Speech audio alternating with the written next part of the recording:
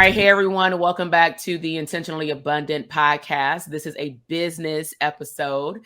I have a very special guest, Arrie, and I'm going to have her introduce herself.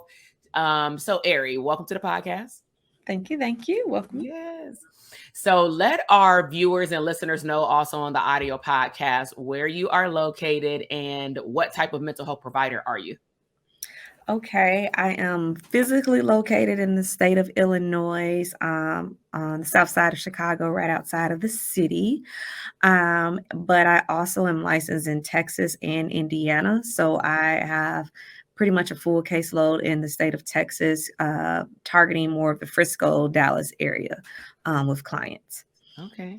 So you see clients right now. So can you tell the viewers a little bit about your business? Because I know we've had business owners on here that are therapists, but they've had individual practices, group practices, and different streams of income. So how would you define your business? Well, when I created it, I was like, I'm going to have a group practice. So the whole thing is the Heart of Counseling and Wellness. So it's set up to be a group practice, but I've realized that it's just mostly just been me, and I'm okay with that. Because the way I'm different is how I just run the practice. And I offer traditional counseling sessions, which is the 50 minutes an hour session, but where I'm hyper focused is doing my intensives. And starting to expand into workshops. So that way I have more time with my clients. Yeah. So I love that setup. And I'm bringing on a yoga therapist that intentionally would just be doing yoga. Basically, the whole background of me is trying to get this whole entire holistic style of therapy. Mm-hmm. I was going to have you actually go into that. So usually I always ask their therapists, like, how did you get into this field? And then a lot of clinicians are still trying to hone in on their niche. So I love for people to share like, okay, this is where I started, but this is where I am, at least right now in this season, because we're forever evolving.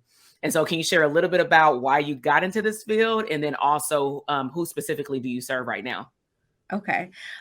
So actually this was not my first career. So I went back to school. I felt like God was telling me to be um uh therapist, but more so like in the like a biblical counseling, and kind of went through that whole thing. And I met this one lady and she was like, no, you need to go to school, get your secular degree. And she was a very powerful woman. I only met her through the phone.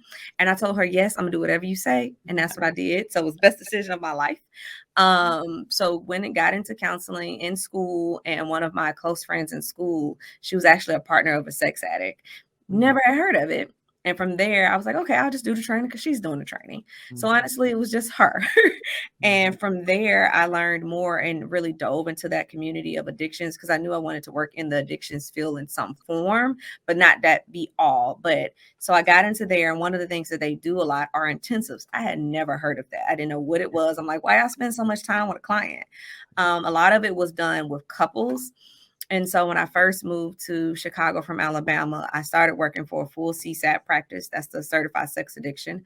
And they did intensives there. And so I started doing intensives with them and I loved it. However, I'm like, why does it just stay in this area? Why not just offer it to anybody? And so when I left that practice, I had my very first client struggling with major depressive disorder. And that was one of the things I was like, hey, you want to kind of spend more time? Because we always seem to almost run over time. And I did my first intensive there, and I was just like, this is it. This is it for me. I absolutely love it, which I know a lot of people's like, why do you spend so much time? That sounds more crazy over just an hour. But it's beautiful, the process that you get to see done in that time. And as therapists, you don't always get to see somebody's progress. Sometimes you get the start, but you don't get to see the end. And so having that much time. So with an intensive that I'm spending 4 to 6 hours, probably 4 to 6 days, depending on the amount of time working with the client. A lot of times I split it up between 2 weeks so that they have to go back in a week in their life to be in their life and see what we started with. And then when we come back and we touch on some things, some clients are still my clients, so I still see them hourly, but the growth in that time, that was like 3 to 6 months of therapy being done at that time. Seeing how that projected us into where we are now. A lot of them, I've been able to see them leave my door sooner because we were able to hit some things and like put it in a safe, isolated place. So that's been very, very helpful. And that's where I am now. That's what I'm doing. I do couples. Most couples, I do them over 8 weeks. Okay. But they come in for 3 hours with me, because with 2 people, it's a little bit more. And so I would hear most people I was seeing, they would do it over a weekend. It would be 8 hours. I can't keep that much attention. So I don't even allow my I'm just like 4 to 6 hours max. And with 2 people, because we talking about like different personalities, different baggage backgrounds. Right. And I just feel like, think about the trainings you go to that's over a weekend. It's like the reason why you ask for the slides and the recording is because it's so much information. You cannot possibly know everything that they said and process that. And so having some time, space in that is able to sit in with people. Then I'm very holistic. So we're not just talking. I'm a certified brain spotting therapist. So I'm doing some brain spotting. We're doing activities. I love to break things. Eventually I'm giving me a rage room. So we're breaking we're pulling in some art therapy. I will make clients get up and dance, and then with the yoga, I've incorporated doing the yoga, and it's not traditional like the fitness yoga. It's specifically for whatever trauma that we're working on. And so now most of my population are predominantly women. Between the ages of 25 and probably 55.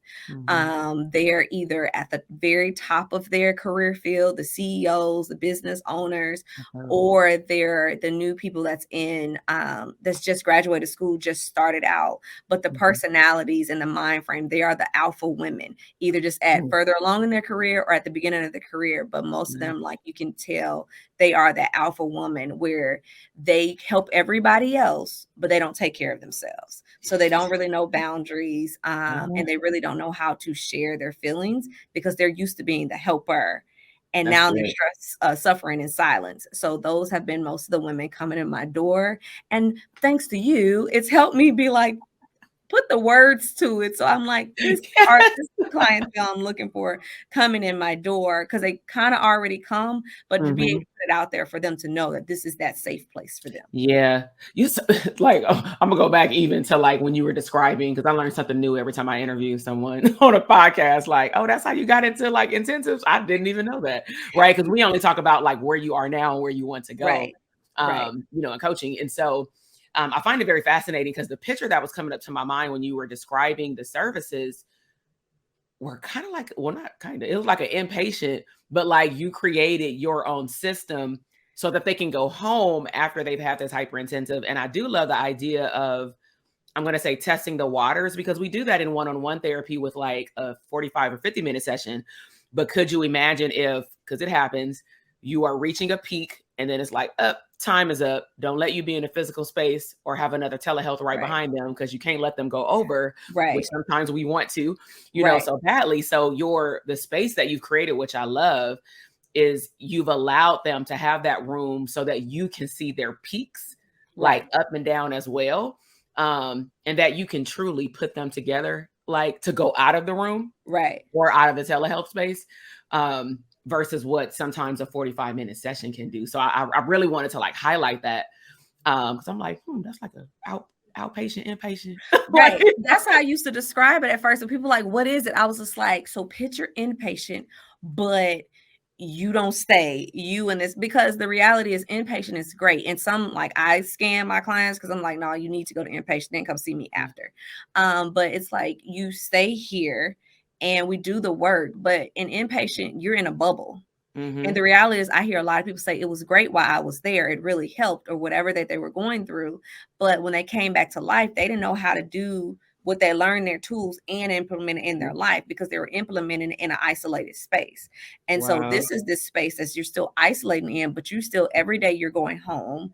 Every day you're still seeing the same people. So the stuff that we work on, or you notice something come up, how now is that impacting you when you at home with your family? To be able to come back the very next day and be like, listen, I wanted to go off on everybody. Okay, let's use that. Exactly. Just bring it back the next day. Let's use that and be able to actually see what that can be in that time. So some people, like I said, it has been spaced out over like a 6 to 8 week period, specifically for what we were working on with this person, but that helped them, like, every week they're interacting and they're bringing it back. So we're seeing change go that way because of that. I was going to say, because you did say it. And I'm all about showing therapists what's possible through other people's success. And so I know that we talk clearly offline and stuff. And so can you share with our viewers and listeners, like, where do you meet these people at? Because I not meet them at, but in terms of where do you have their sessions? Because I know that you have different packages that you meet them where they are, or they go somewhere else. They come to you. You talking about where they come do the okay, so they always come in office. I haven't done intensives virtually, I think because I would have to do short time because my attention span. Yeah. But two, a lot of the work we do, like I'm pointing down because I have it right here, but I have like my Cartman's triangles that we walk. I make people do physical movement because I'm like ingraining this in your body. The body does keep the score on good and bad things. So I have them come in office. I'm in the midst of transitioning into my own space now. And so in there, I have my office, and then I have an intensive room where it's more spaced out. People come comfortable. Two, I want it to be a comfort space, pillows, rugs on the floor. Like I want them to feel at home. But my ultimate goal is getting a house. I want to have a house that they come to where it's like, I can also incorporate, we can be cooking, we can be gardening, we can be outside playing basketball. So that's the ultimate goal, is having that full home experience, because think about it, a lot of people are traumatized at home, whether it was in a marriage, particularly whether it's like boundaries with their children, whether it's like they living alone and they're single. So having a house where it's like, this is familiar. Yeah. Let's process this in a familiar space. And then how can you take it back home and now put it in that space? Okay. Are all the services that because I'm imagining that somebody is going to hear this and or share it with someone that they know. And we always have to have a disclaimer on when I interview therapists, because we have to separate therapy versus like coaching.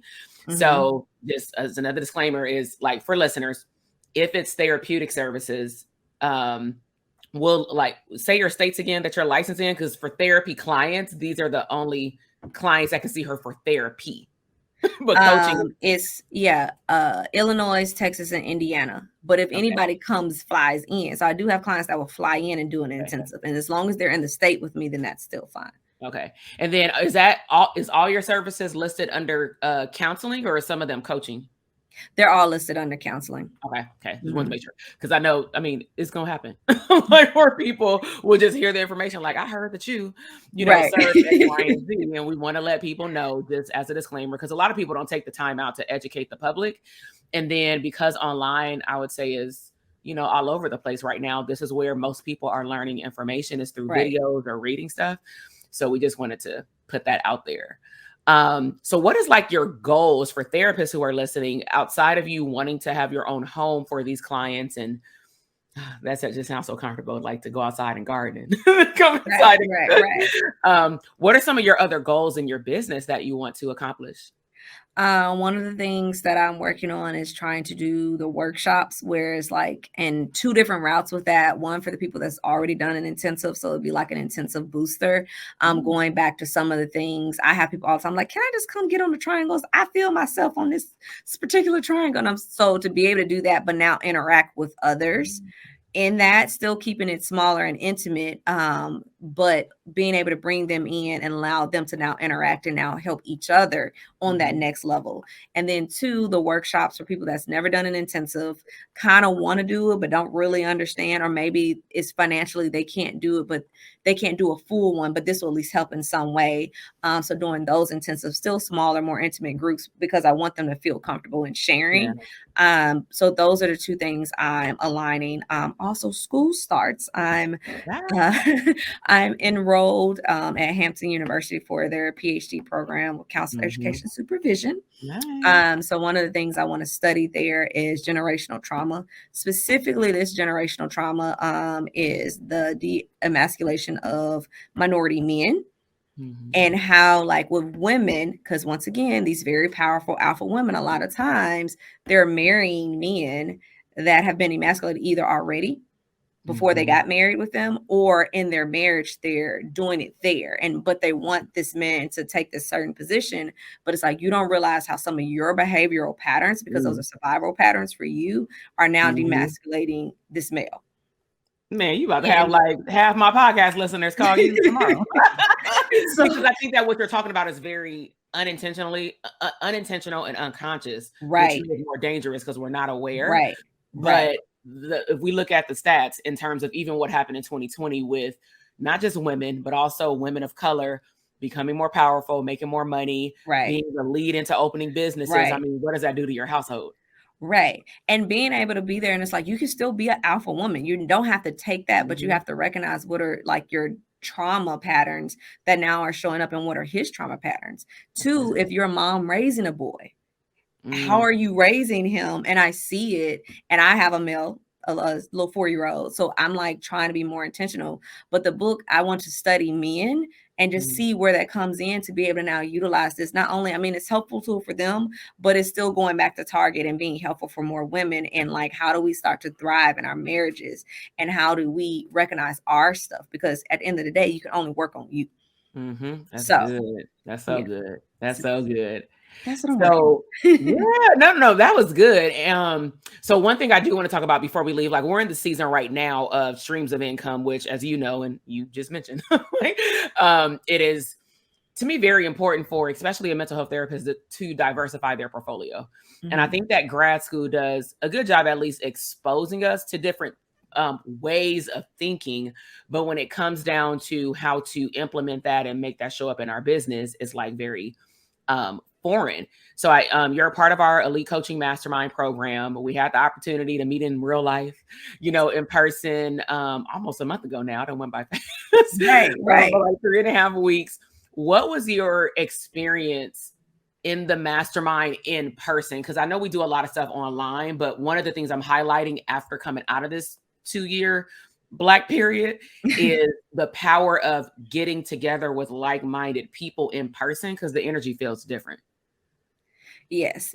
One, I've always been one of those like hands-on learners anyway. So to be in person, to hear everybody else's story, I mean, I felt like it was even more powerful, like when we actually left out of the room and we were just like talking and walking around and like eating and just those type of conversations. Just seeing where everybody is and not in to me, I'm like, oh, y'all are just so powerful. So just to sit in the room is like, I'm supposed to be here. Like, it really challenges imposter syndrome when you sit in the room with these other women and you just like, okay, you here too. And just to see everybody to be vulnerable and just have that. I mean, just when you walked in the room, just the essence of the room by itself is like no words for it. And I just appreciate that time, because online you can really detach from that. It's like you can be learning, but you can kind of detach. When you're in person, it's like, okay, you're learning, but then other people are also, we're all therapists in some way. So we recognize in body language. Yes. And so sometimes we call each other out just by body language. And so I think that makes a difference. I've noticed just switching career fields and noticing like being in the room now with other people who our job is to watch and learn and grow and help people, push further, is that body language piece of just like, I've plenty of times Millie would tap me and she'd be like, yeah, or we'll be. So it's just those pieces where I felt like that was very powerful for me to just have that. Two, I like to travel. So that just gave me reason to just go someplace. Get away. It was just enough time, not too overloaded, but enough time for like, even like when I go back to the room, just to sit and let some of the stuff just sink in and process. Because like you said, you go to these trainings, there's so much coming from so many different directions. You can go crazy and have thousands of ideas from when you're there, but just honing in. And then those activities that we did, I really love the hot seat. It makes me very nervous, but I really do like it. And then that recording was everything. So like I go back and just replay it and be like, oh, okay, I don't even remember when you said that part, but I have it and I can use it now. Yeah. I mean, when I was introduced to the mastermind, I was fairly not young in age. I was in my 30s, but I'm going to say I was very early in my career in terms of a business owner. And so I'm very grateful that I was exposed early, but I'm like, gosh, I wonder what would have happened if I had this before, because I had it when I had my group practice. What would have happened if I would have had it during private practice, let alone if I would have had a space, I'm going to say like the space that I created, meaning around actual therapists, not just like-minded people, because that adds a layer. For some of our students, they've been exposed to other like coaching programs, not necessarily masterminds. It feels different. And as you said, that's why I'm like, man, y'all sit on a pot of gold. Y'all all went to school, but then you also probably brought into school you already being present to know how to naturally observe and be vulnerable and know that in order to get to that next level, you got to tap into your emotions, not just strategy. And so I was like, I was trying to figure out what all my degrees, because I have my BS in exercise science, and I used to personal train, and I worked, and then I have my MBA in healthcare administration. So I've been a GM, I know the business, but it's very different in the corporate world to then switching. I was always different. No wonder I was the eyeball in the other world, because I wasn't supposed to be there. But like taking it in now and just seeing, it's like, so when I hear the tools, it's like, okay, I know these business tools, but now putting it in a therapy perspective, that's totally different. And so I just appreciate being able to be in those rooms and be in those spaces. Good. We got more to come. Yes. So, where can people find you? And then I know that you mentioned intensive. So sometimes people make referrals. Like if they did a referral, like what is your process? Is there like a wait list or something like that? Just, it really depends on when the person is trying to come in, especially if they're coming in from out of state. It's not necessarily a wait list, it's we schedule the time out, because if somebody has to come in, they have to plan it out anyway. But typically I'll talk to the person, do a consultation, and then I'll do an intake session. Usually intake session, especially if you're not my client, is typically 2 hours. Because I got a lot of information to get, and that's still paperwork that they fill out. And then from there, we plan the date that they come in. What does that look like? Because I know people come in, that's probably, we're doing 4 to 6 days, and they're just staying there. And so that's pretty much how it goes. If they're already local, it's still an intake that we do. I probably still a 2-hour intake, but then planning it out. Now that, depending on how they want to do it, whether they're extending their time or they're just trying to get it done in like a 1 to 2 week time frame, then just depends on whenever they want. It might be a wait list. Okay. And then how can people find out or find out more about your services, or what's the best way to contact you? I can give, far as like, if you on Instagram, you can see some of my stuff, but I would say on there, and it also can link you into my website. So on Instagram, it's it's Heart of Counseling and Wellness. I'm at Heart of Counseling and Wellness. Same thing for Facebook. But you can go there and get the link. They can go on my website, is the Heart of Counseling and Wellness .com. And then also they can email if they want to particularly email, and it's office@theheartofcounselingandwellness.com. Okay. And everybody, we'll make sure to link her information to the show notes. That way you can just click the link and go directly to her Instagram, go to the link in her bio and website. So I want to say, like, I love these interviews, because I know that the therapists thrive off of them, because it just shows them different ways that people are showing up in their business. And then also a way for them to connect with other therapists to like pay attention to the journey. Because we have, I'm going to say, 3 different groups of people who watch either the YouTube or listen to the podcast. And it is students that are like, I can't wait to be like y'all when I grow up. We get those in our DM, and I'll be rolling like, yo, we're the same age. But it's just so cool to be able to like inspire people through other people's stories. And then of course we have the pre-licensed individuals where they're like this close. So, they want to jump head over heels, and we're like, whoa, still experiment, but create a plan, don't just and do stuff that you love. I think that's the biggest thing that I'm listening from your story, is like, you can tell based off of how you even talk about it intensive, because some therapists gonna hear this like, what, 4 to 6 hours? Oh Lord, but I've gotten that response. Right. Like, do what you love, and do something in which you show up well. You know what I'm saying? Because that ain't a cup of tea for everybody. So don't listen to her and then try to do it yourself if you can't even sit in a 30-minute session. And then, of course, it's the therapists who probably are the most of them that are coming to this boot camp, is like streams of income. We're interested. We've dibbled and dabbled. But what I find that you're talking about, that you're doing and that you've done, that sets you aside from some others, is that you're showing up consistently. You know what you want, you know who you serve, and you know what transformation you're seeking. And that's what I want therapists to hear throughout this whole message of this podcast, is show up for you, for the best interest of the clients that you serve, and show up and be consistent so that you can be the expert. So, all right. So I've enjoyed you being on here. Thanks so much for being on the podcast.